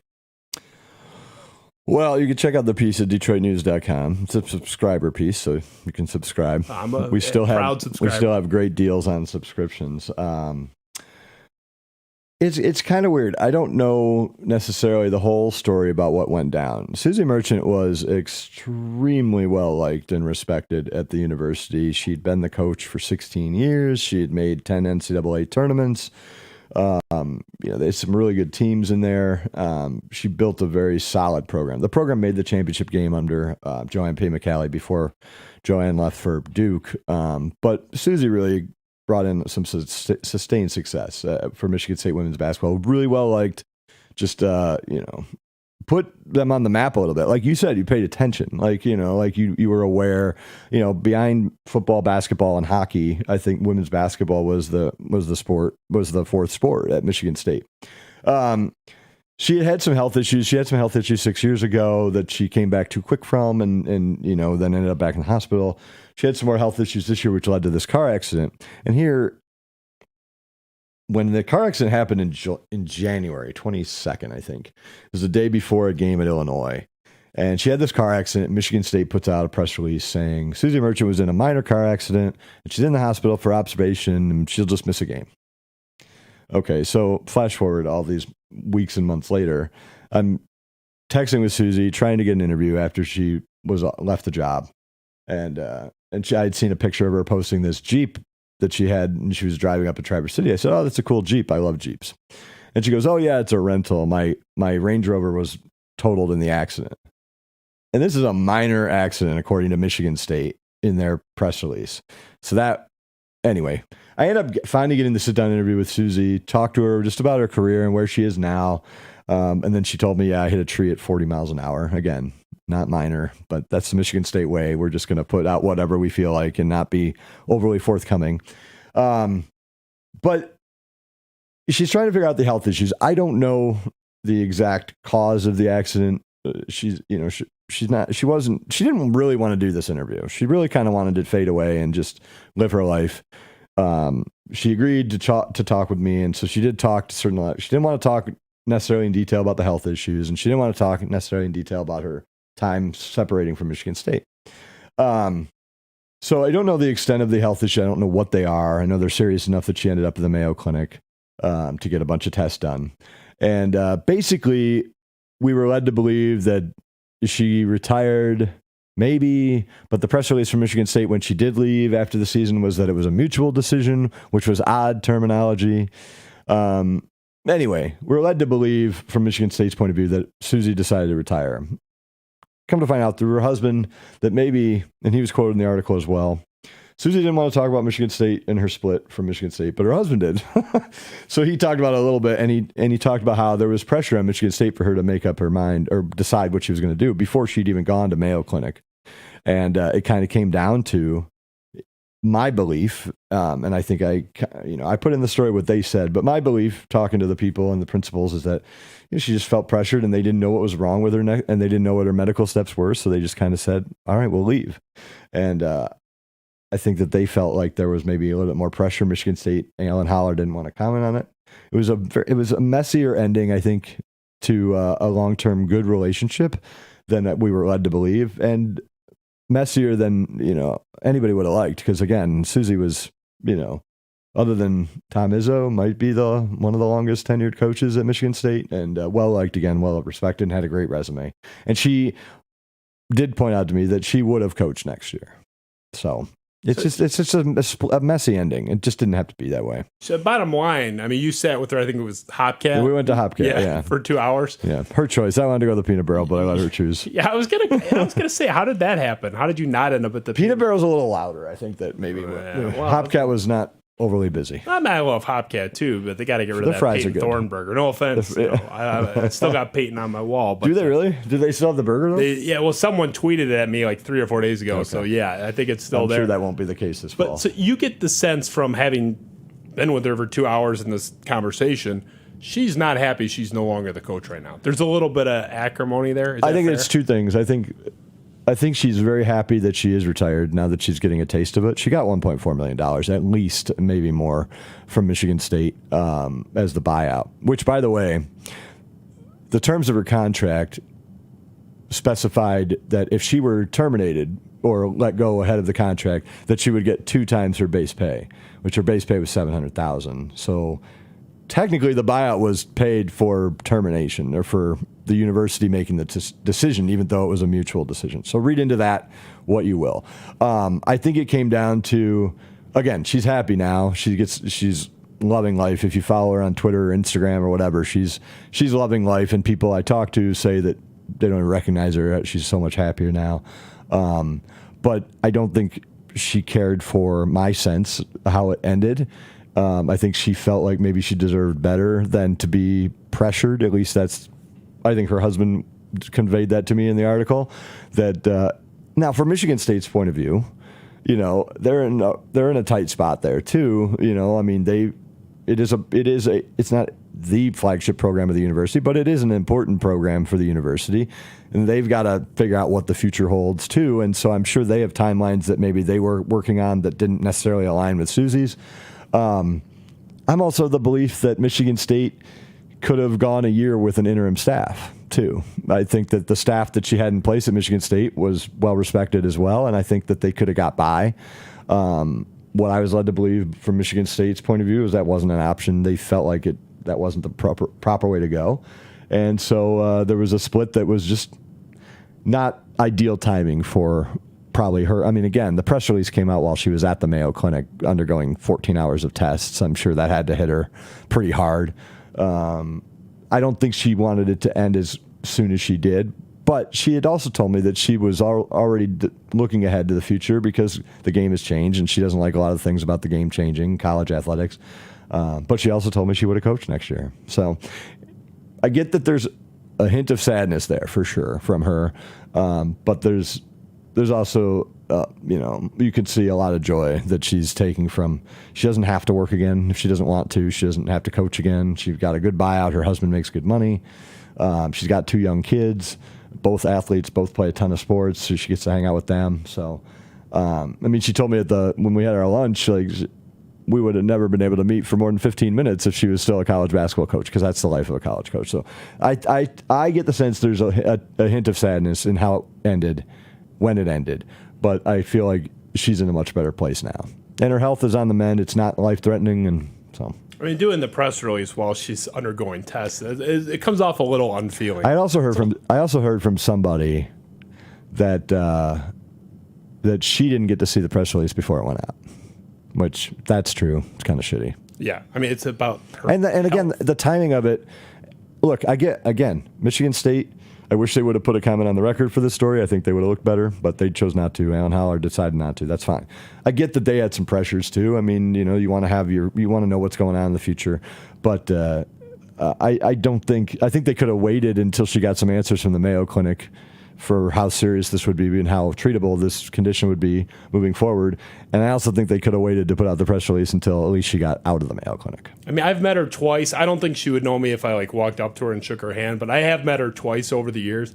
Awesome lady. Oh, she's cool. I love Susie. She's Merchant. cool. Everyone likes her. Yeah. Everyone, and people at Michigan State love her. It didn't end as. It didn't end exactly like we were told, with a mutual parting. I mean, technically, I think it was. But it definitely, there was a little bit more tension there than we were led to believe. And so, again, I think that leaves her a little sad. And I think when the season, she's happy right now. I think when the season comes around, I'm sure there's going to be some emotion for her. It's going to be her first year in 31 years not coaching a college basketball team when that season rolls around. But right now, she's living a good life. And again, she doesn't have to work anymore. So check out the article. I think she was pretty forthcoming. Again, she didn't want to do an article. She wanted to just kind of, drift off and enjoy her life. But she agreed to talk to me. And I think it hit home with a lot of people. I heard from a lot of people about the article. So there were a lot of questions there. It never sat right. People just had a feeling about that. When it was announced that you were coming on, and I didn't even reveal that I was having Susie Merchant as a topic, although I always intended to after seeing your piece. But I did have a write-in question from a longtime follower viewer. He wanted to know, where did you get the buyout number from, that $1.4 million figure? That was his question. I'm just multiple people. So it's a source thing. So she didn't tell you that. Multiple people. Oh, fair enough. Okay, I'm honoring the longtime viewer. She did. No, it wasn't off the record. She did tell me the buyout was 2 times her base salary, which her base salary was technically was technically $700, although she made $875 under her last contract. And that was the other weird thing. She got a new contract last year or before this season. She was like in the 600,000 range and got a huge raise to like $875 when everything was factored in on a 5-year rollover deal. And then all of a sudden it just ends like this with the health issues, and there's still questions I have about it. I was shocked when I read that $875 figure. That's like more than Jim McElwain. I feel like those MAC coaches don't even make that much in a lot of cases. U of M's Kim Barnes-Arico, she made over $1 million this year. So I think it's great. Yeah. I mean, father of a daughter, like the more money in women athletics, I think it's awesome. Well, and it speaks to women's basketball too. Women's basketball is seeing a significant spike right now, especially this past year. The NCAA should cut a check to Caitlin Clark for everything she did for them this year. Absolutely. She put that sport on its That was back. so fun, man. Yeah. Like that got people into it that have never even looked at the sport before. It was awesome. Yeah. So that's kind of a wrap for what I wanted to talk about, in the whole agenda. We were talking before the show organically. I want to say 5 minutes. It'll probably go a little longer. The blue wall. We've talked about this before. Yeah, but I want to revisit it because it's come up in particular with your case, and we talked about it on our remote version of the Off the Curb show. We talked about the Mel Tucker contract, all that stuff. When you are coming Which, by the way, let me stop you there. Go ahead. Because we talked about the Mel Tucker contract before we got the Mel Tucker contract, right? Before we got the specifics of it, because you were criticizing the pursuit of it. You were criticizing why we were going after it. Correct? I was criticizing the intensity of the pursuit, not the interest. I don't know what you mean by the intensity. We were just trying to get the a fact contract. I FOIA for every contract of every Division I coach in the state of Michigan. No. Everyone. I had you guys separate. We can pull the episode. Okay. All right. It was not just the media. I kind of kept the whole phenomenon of Twitter's obsession with it, and that's where you got mad at me because you thought I was saying it about you. I was saying it about other people with this obsession. I think there is, in some cases, a racial element to it. Not the media. I'm talking about the Twitter people, and I can just base it by thug this, thug that, with all that shit flying around. So it was more a criticism of the thirst for it. Generally, you guys were a component of that, but it was honestly my vitriol and my disgust was more about the random, lightning bolt Michigan logo Twitter people. I think they're all nuts. I think they care way too much about this stuff. I don't know, but I mean, my point on defending us and going after the contract was we have the right to see it because it's a public university and it's we have the right to see these contracts. And again, for the last 10 years, I've FOIA'd for every single contract. If every Division I coach, even like Oakland University softball, you name it, I have them all. And that was the one contract we weren't able to get. And we felt, the people at the News and the Free Press felt like we should be able to see it in case there was anything in there that was newsworthy. And by the way, there was. When we were sold, when the deal first happened, that the whole extension was being funded by donors. The contract and the language in the contract comes out that it wasn't that much. It wasn't the entire extension. So there was something in there worthwhile that was worth reporting. Because again, Michigan State told us one thing and proved to be something else. So I would think I was vindicated. You were right about the Tigers for the last 8 years. I think I was vindicated there. Well, hold on a minute. When we've had that episode, didn't I finish it with saying I think you won? You came around a little bit. I think it's a rare case. But even in that episode, I said, who knows? I said we may not get anything newsworthy out of this, but we did. It came out that Michigan State led us to believe that the entire extension, not the entire contract of Mel Tucker, but the entire extension was being funded by the donors when it wasn't that much. It was a percentage of it. Here's where you guys stub your toe in the eyes of many, though. Granted for all of that, and I even said in that episode on tape, like, yeah, you kind of got me. It's more just I'm fed up with it, and that's not a good argument. Well, and you're a Spartan fan. Yeah. I just have fed up with it. You're a little sensitive. But that's a given. I even take the Spartan fan thing aside. I'm you did need a hug earlier. I'm a tenured individual generally. I'm like hyper aware of criticism and I'm sensitive and I need lots of hugs. Yes, but here's where you guys stub your toe a little bit. I don't mean you, but the media generally. And I'm not even saying this is fair, but this is where the criticism lies. Okay, fine. Go get the Mel Tucker contract. It's, in my opinion, probably, it's objectively newsworthy, even if there hadn't been any grand revelations, which it turns out to some extent there were. Where is this intensity and passion for example, Matt Weiss at Michigan? You wrote about it. It was a one-day story. It wasn't a one-day story. Okay, 1.5. Story. No, it wasn't. It was several weeks worth. We haven't heard boo about it in months. Because we don't know what's happening with it. Has there been court proceedings? We didn't know about Mel Tucker's contract. People were suing all over the place. It wasn't your paper. It was the Free Press's lawyers. They were going after that Mel Tucker contract like he was hiding the Rosetta Stone. Yeah. No, but I'm sorry. Like, come on. I mean, the first media outlet on the Weiss story was the Detroit News. We had that nailed before anybody. We broke that story. I mean, we're going at that with vigor. Angelique and Rob Snell, our reporters, did a great job on that, and they followed it up for several days. And there's going to be, future proceedings. But I'm sure we got FOIAs for that. We got FOIAs for that, information. So there was plenty of vigor there. Have you sued yet? Because I don't know what there's to sue for, though. Well, you either have the information or you're suing to get it. It can't be. There's no door number 3. Well, here's the one thing too, and I'm going to piss off some Michigan State people here. I do it all the time. You're good. Anybody who's FOIA'd for either Michigan State or Michigan information will have to agree with this. One university is more forthcoming with the information than the other. Michigan State, I always joke that you could FOIA for the lyrics to the fight song, and they would say we need a 10-day extension. Because every FOIA you send to Michigan State, you're going to get a 10-day extension. And if it's information that's maybe controversial, you're going to get a bill. And a lot of times that bill is going to be hefty. Why? Because they're hoping that, and I'm sure a lot of times, that you will just disregard and you don't want to pay the bill and you'll just forget about it.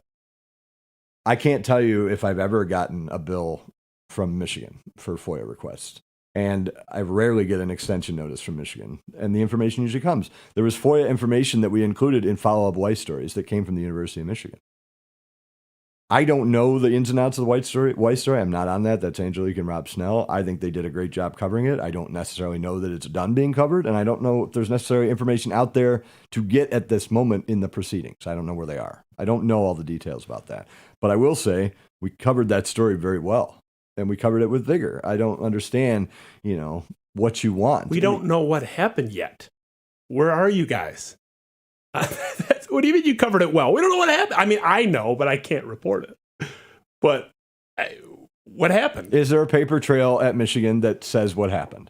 If there was, we would have that information. Okay, if I'm a schlub in my basement that's doing this in my free time, I know. Well, somebody over there can figure it out and write it. Then you can report it. Go ahead. What? Right now. We got a live audience. I was told off the record. We've all heard things off the record regarding this case and other cases. But it's not my job. Why do I got to do your job? I don't mean like you, but like the collective media job. I'm just saying that's where you get the eye rolling a little bit. The counterpoint to that is it's completely standard and normal and healthy and not a deviation from the norm at all to have an active criminal investigation be sort of more squelched. It's not quite apples to apples with a contract from a public university. Right. So I think that's the valid. I'm making the argument against myself, to be fair. So I don't think it's apples to apples, but the perception is... Active investigations, usually it's a lack of public knowledge. Yes. Because they hide behind it's an ongoing investigation. But why don't we know? It's been months. I wish we did. And I assume at some point we will. Do you understand there's a perception of a disparity? What about the Mozzie Smith thing? There were a lot more articles on... What about the guy who was suspended from the Rose Bowl at Michigan State?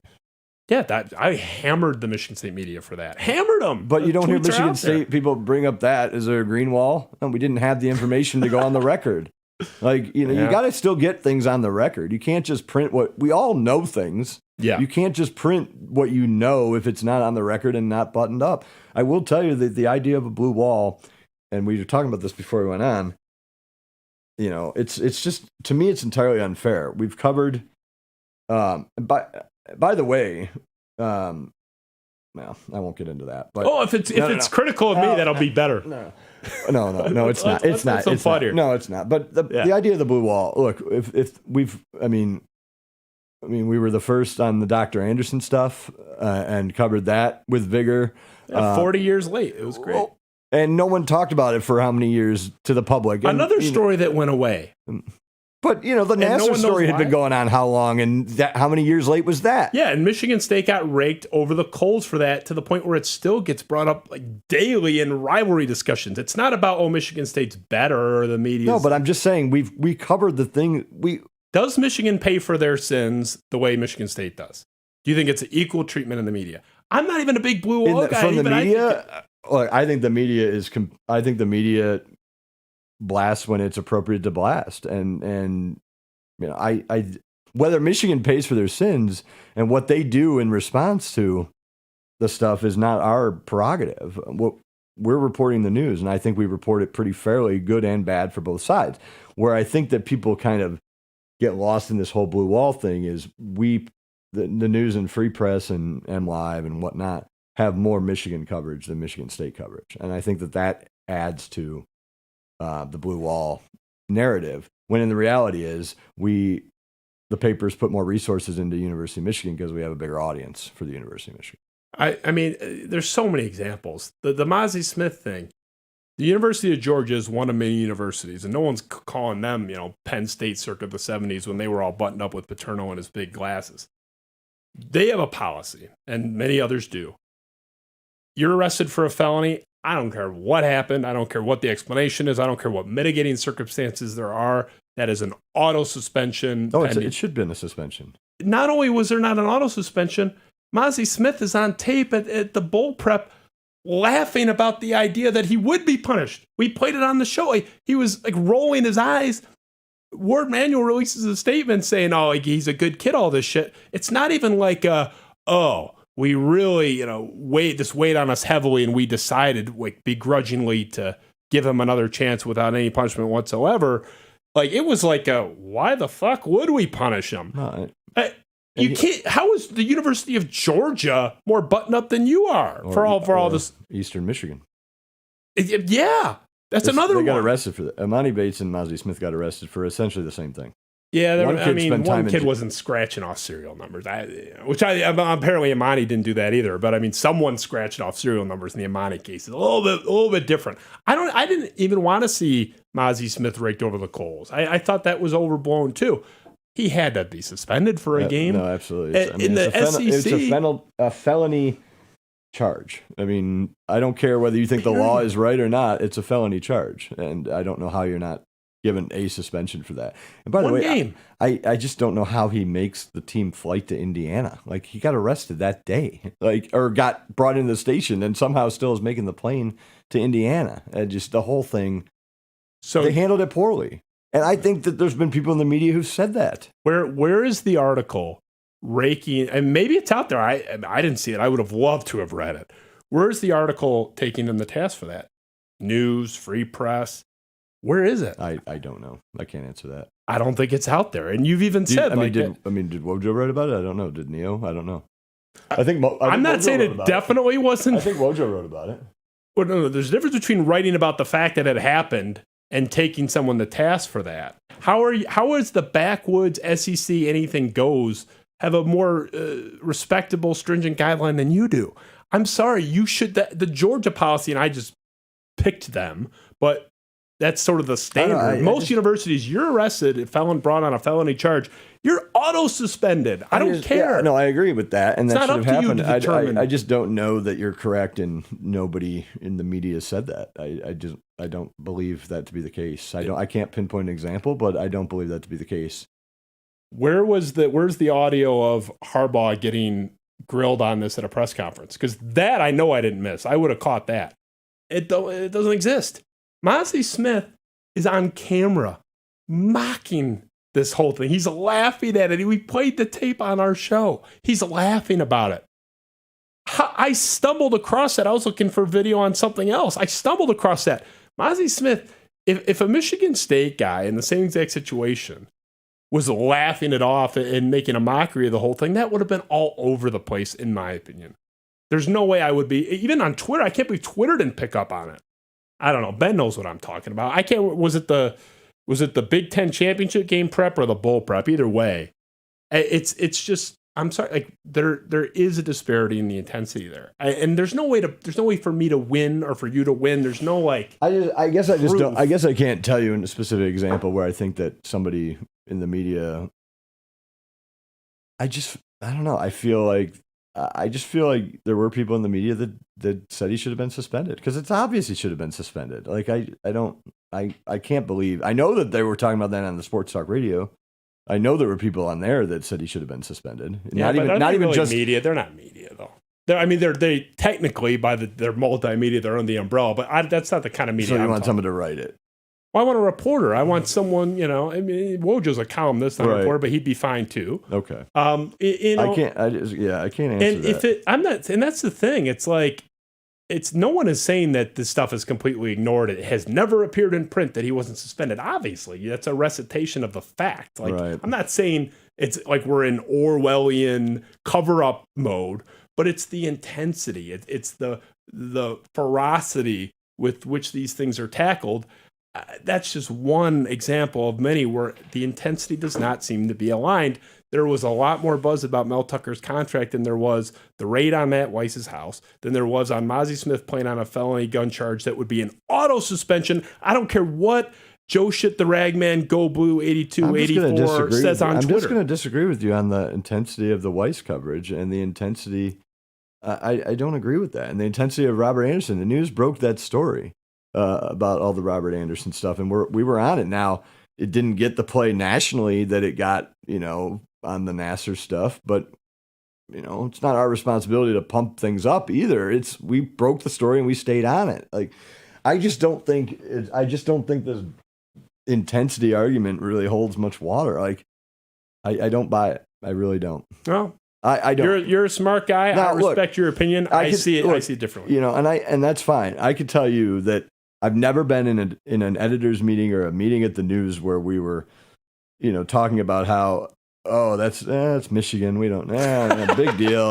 We don't need to go crazy or boy, we got to go after Michigan State. News is news, and we want to break news, and we want, the whole purpose of journalism and newspapers is to tell people what they don't know, and we do that. We try our best to do that every single day, whether it's University of Michigan, Michigan State, or for pro teams or whatever. We're trying to do that. So the perception can be what it is. I honestly think that it gets a little blown out of proportion because there's just more Michigan coverage in general, and a lot of it, yeah, is glowingly positive on the basis of what the teams have done.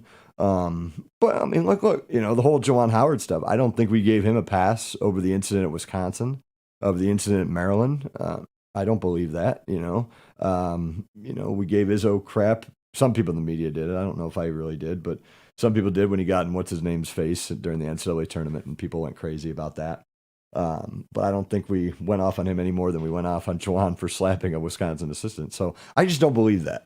As someone who's in there and just trying to report the truth, I just don't believe it. Yeah, fair. I mean, you're in the room. I had never thought that there's some twisting of the mustache. There's absolutely like evil plan. Like that's, and I do think there's people in the Michigan State fan base that go too far.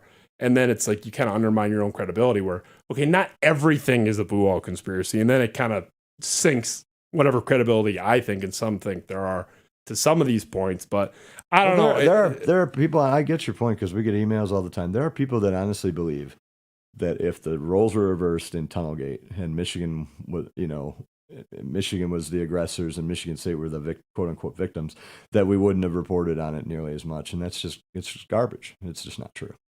I can tell you that 100%. Yeah, honestly, that was such a bad event. I don't know. And same with the Juwan Howard thing.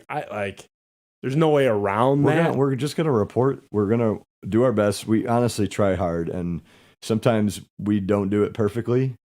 And, media is not perfect. No industry is. But I can honestly tell you that the people that work at the news and free press work very hard to report the facts and whether, regardless of which organization, which institution, which university, and the extent of our coverage is based on the severity of a story. I mean, and the facts that we know.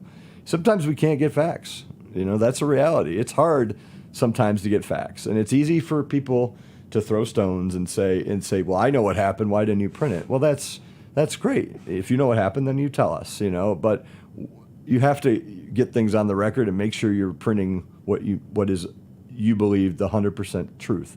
And sometimes it's not as easy as people that like to throw stones, in social media. Well, half of these people we're talking about unnamed are, friends of mine have been in that chair before. So it's. And notice how I don't hate. And notice how a lot of the, and notice how a lot of the people that you get your sources from, or you get your news from, your sources that talk to you. Yeah.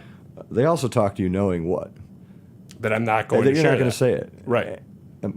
Wonder why those sources aren't talking to us, because we want to print the truth, and they don't want it to get out sometimes. And so we do our best. That's all I can say is we honestly do our best with as few resources as we've ever had in this industry. We do our best every day to report the truth and be fair. And I honestly believe we're significantly more fair than a lot of people give us credit for, especially when it comes to Michigan and Michigan State. Speaking for myself, I want to see the Matt Weiss lawsuit in pursuit of that information, and I want to see the Matt Weiss article calling for transparency. And how do we not know, 3 or 4 months into this, 5 months into this now? 5 months? Yeah, because it was end of December, right? Right. We're in June now. We're at least 5 months past this, and we don't know. Even if you don't have the answer, reporters are capable of writing an article saying, how do we not know what's going on here? That's fine. I'm not even saying you have to figure it out, but call for the transparency. That would suffice. I would take that. I don't know the ins and outs of what's going on. I'm not familiar with that. So we'll talk after. Yeah. It's the dumbest thing that's ever had. I would assume that it's not done being reported on, and I'm sure that reporters haven't stopped inquiring. I can almost guarantee you. Wow. Yeah, fair enough. I don't know. I see your point. I think it is overblown.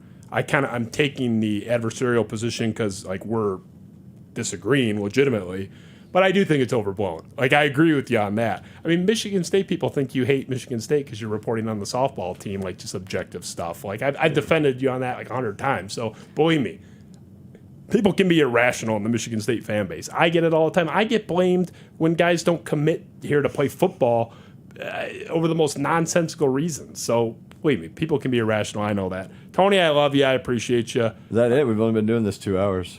You got your afternoon nap in, man. If it weren't for that, I would have got you out here early. I had my afternoon sushi and then my afternoon nap, which the sushi helps with the nap. So Yeah, no doubt, man. Absolutely. Yeah, there's very good sushi in Chicago, Michigan. It's been a tougher find here. It's Noble been, Fish Clausen. We'll have to talk about that. I need like I have a bunch of B minus. That's the place. Like If you ask Mangiamalo- if you ask anybody at Noble Fish and Clausen. Noble Fish Noble and Fish and Clausen. Clausen. It used to Never be this heard little of it. tiny Japanese grocery store where they had sushi often at a counter. Now they've expanded. They bought the building next door, so now they actually have sit down. But it's the best in Metro Detroit. I'm gonna check it out. Noble That was a Fish and Clausen. free plug for If them. you ask anybody who's a huge sushi fan, they've been there. Nobody has more B minus sushi than Oakland County. Like there's a ton of like okay, but there's not any great. But I haven't been there, so fair enough. Noble Fish is good I'm gonna check it out. and reasonably priced too. So you got a 2-game lead on Castellani, just like 2 the games, Twins. Chris. If you're watching, He's watching. he's going to do back-to-back episodes just to catch me. He's boycotting me. He won't admit it. He refuses to do Twitter Spaces anymore. Like he's kind of like soft pedaling this whole boycott of the Spiro Avenue show. He denies it, but I'm suspicious of that. Ben, love you. Great job as always. Ben posted a really salacious picture on Twitter today. You got to go check that out, man. I was having second thoughts. What? Oh, we'll talk later. Eric What? Williamson in his boxers on his couch. Appreciate you. Spiro Avenue show. Tony Paul setting records. 2-game All lead right. over Chris. See ya.